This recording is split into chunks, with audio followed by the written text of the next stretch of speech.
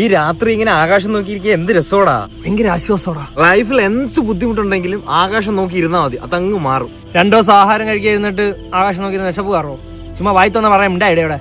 ഈ ബഹിരാകാശത്തെ പഠിക്കാനാണെങ്കിൽ ഒരുപാട് കാര്യങ്ങളുണ്ട്, limitless. Countless and fabricantly loop.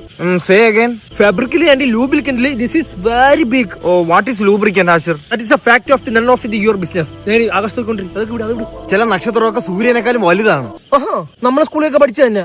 മറ്റേ പയ്യൻ കാണിക്കുന്ന പരിപാടികൾ കാണുമ്പോഴേ എന്റെ നെഞ്ചാമരത്തെ നരമ്പ് കിടന്ന് പിടയ്ക്കുന്നളിയാ. ഏത് പയ്യൻ? Alan Musk. അലോൺ മസ്ക് അല്ല, എലോൺ മസ്ക്. എന്തൊക്കെ പരിപാടിയാ കാണിക്കുന്ന? ഭൂമിയിലൂടെ അല്ല ആകാശത്തൂടെ ട്രെയിൻ ഓടിക്കുന്നു. ഇങ്ങനെയൊക്കെ എന്തുവാടാ കലക്കി കുടിക്കുന്ന ഇങ്ങേരി? ഇടതോ ആളതോ ചൊവ്വയിൽ വീട് വെച്ച് പാലയാച്ചിന് പോകണം അടുത്ത ആഴ്ച. വാൽ നക്ഷത്രം കാണുന്നവനാണ് ഭൂമിയിൽ ഏറ്റവും ഭാഗ്യം ചെയ്തത് എന്ന് പറഞ്ഞ് നീ യോജിക്കോ ഇല്ലേ? ഞാൻ യോജിക്കത്തില്ല. Yes, you are brilliant. ഞാൻ ഇതിപ്പോ ഉണ്ടാക്കി പറഞ്ഞ നീ യോജിക്കാത്ത കാര്യം. നമ്മൾ ഇപ്പൊ ഈ കാണാൻ നക്ഷത്രമല്ലേ, ഈ നക്ഷത്രം ഇപ്പൊ ഉള്ളതല്ല. മാത്രമല്ല വേറൊരു കാര്യമുണ്ട്, ചന്ദ്രനിൽ വെള്ളമുണ്ട്.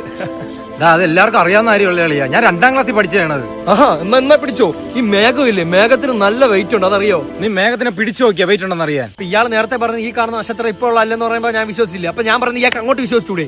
Leave it. Universe is very big.